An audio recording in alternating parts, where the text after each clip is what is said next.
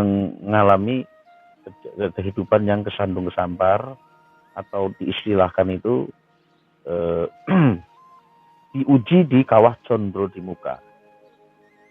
Maknanya tuh gini, Allah mempersiapkan sosok manusia yang akan memimpin sekian banyak umat manusia, yang akan memakmurkan, yang akan mensejahterakan, meniadakan pengangguran, meniadakan kemiskinan, meniadakan kejahatan, sangat tidak ada ya, kosong ya. Artinya tentunya Allah akan mempersiapkan sosok manusia yang tangguh. Ada istilah mengatakan gini, nahkoda yang tangguh itu adalah nahkoda yang terlahir dari samudra yang ombaknya itu besar, kan gitu. Itu nahkoda yang tangguh, lahirnya itu di situ. Artinya sosok ST atau Raja Nusantara ini itu mentalnya digembleng kan, mental spiritual. Nah sekarang kan kalau orang diuji dengan hal ekonomi, diuji dengan pertemanan, diuji dengan rumah tangga, diuji dengan anak, diuji dengan kondisi sekeliling, segala sesuatu yang melekat pada dirinya, tentunya itu semua kan untuk menciptakan agar sosok tersebut itu kuat tahan banting, kan gitu. Jadi orang ya namanya latihan, pembebanan. Kita masuk TNI nih, proses untuk menjadi seorang TNI itu, untuk menjadi kopral lah ya misalkan, itu latihannya luar biasa kan.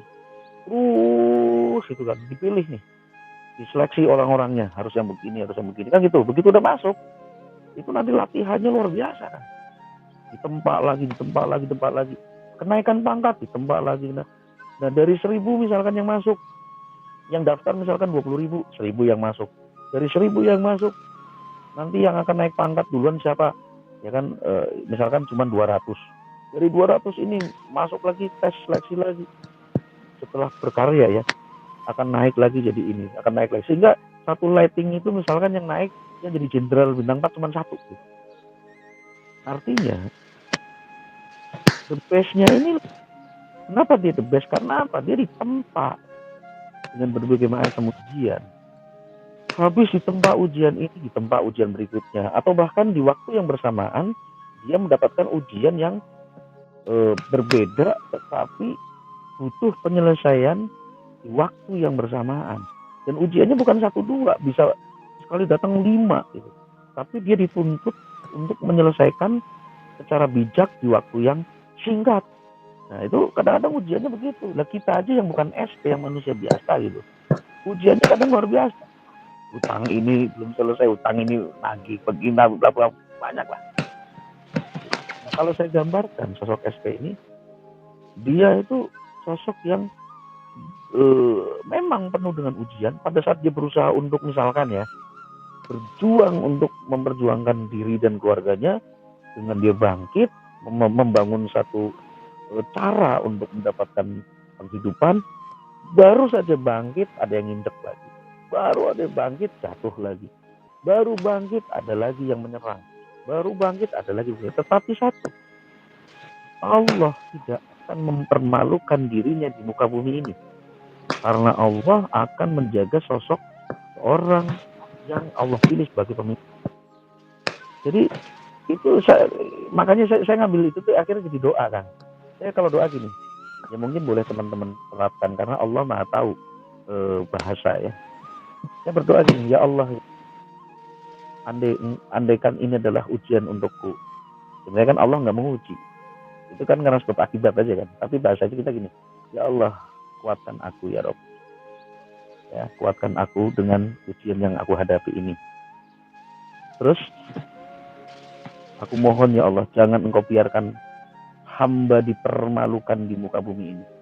Sehingga apa? Kalau kita berdoanya sampai yang merendah seperti itu, ya Rob, Allah tuh lebih suka dipanggil ya Rob.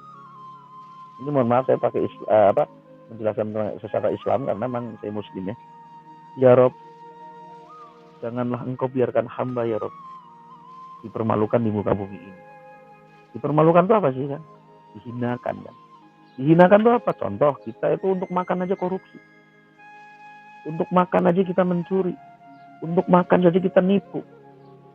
Ya kan? Untuk makan saja kita begini. Itu dihinakan. Kita nggak sadar bahwa kita itu sedang menghina diri kita ketika kita mencari makan dengan cara menipu, dengan cara mengajak orang untuk berbuat keburukan. Meskipun semua itu karena apa? Karena memang keadaan misalkan. Kan ada yang orang mencuri karena demi supaya perutnya keisi kan. Kan ini kan ya mohon maaf bukan saya sok humanis, bukan saya sok empatik gitu ya. Tapi pada kenyataannya saya kadang berpikir begini, ya Allah, iya ya, di luar masih ada orang yang untuk nyari makan aja mereka harus mencuri. Itu kan mempertaruhkan nyawa. Artinya apa? Itu nanti semua nggak ada di zaman ketika Imam Mahdi sudah dibaiat, ya, dan SP-nya itu udah ditentukan, gitu. Udah terus munculkan gitu kan. Tuh, itu makna dari hakikat kesandung kesambar. Sehingga apa? Apapun nanti yang akan dihadapinya, dia akan kuat. Gitu loh kan. Akan kuat menghadapi permasalahan-permasalahan kebangsaan. Tentunya gitu. Monggo kan. Baik. Ya Nur Wahyudi, aku dulu juga mencuri ya. Alhamdulillah sekarang sudah enggak ya. Amin. Hatimu. Amin. Mudah-mudahan pada semuanya terselamatkan semualah kita ya. Ya siapapun ya, Anda, saya anggap ini kita bersaudara. Jadi dimanapun kita nanti bertemu, kita adalah saudara. Insya Allah ya. Mana tahu pas lagi lewat lihat saya kan kelihatan nih rambutnya begini nih. Wah ini sih Bang Jo nih gitu kan. Tegur aja nggak apa-apa. Kita ngopi. Gitu. Insya Allah saya nggak bukan orang-orang yang milih-milih orang enggak. Saya juga begini kok milih-milih apaan sih kan gitu. Ditegur, diajak ngopi ya ngopi, apalagi kita ngajak ngopi kan seneng saya. Dari yang kita Manda dari Cilacap Gadir ya. Priwe reka kabera reka ya. Aja dolanan keris bae. Oke. Saya mau ini sekarang waktunya jam berapa nih? Wah, jam 12:30 nih. Kita lanjut. Jam 1 ya? Setengah. 1:30. Wah, jam saya telat apa ya? Pantesan ya. Lanjut. Iya. Karena waktunya sudah malam, kayaknya kita harus istirahat. Boleh. Ya. Saya insya Allah sampai subuh melek insya Allah. Saya paling nanti meleng terus nih, nggak tidur. Enggak, memang nggak bisa tidur kan. Jarang tidur sekarang, apalagi saya udah los ini, pagi nggak ada aktivitas. Sip. Ya, sini aja main. Jenuhnya luar biasa. Iya, makanya sini. Siap, nanti dikabarin. Kalau ke situ nanti saya kering ya. Biasa di ini stasiun. Ngopi, monggo. Ya, saya sih tergantung narasumber ya. Kalau narasumber mau lanjut, saya takut mengganggu aktivitas narasumber nih. Karena kalau Kang Surya masih bisa monggo. Dan kalau masih bisa saya jawab, saya bisa saya jawab. Tapi kalau nggak bisa, mohon maaf, saya nggak bisa jawab misalkan. Saya akan sampaikan mana-mana yang bisa. Nih, saya mau bertanya nih Kang, apakah spiritual ini sebenarnya harus ya atau wajib untuk bertorekot atau seperti apa nih Kang, supaya dalam spiritual ini tuh tidak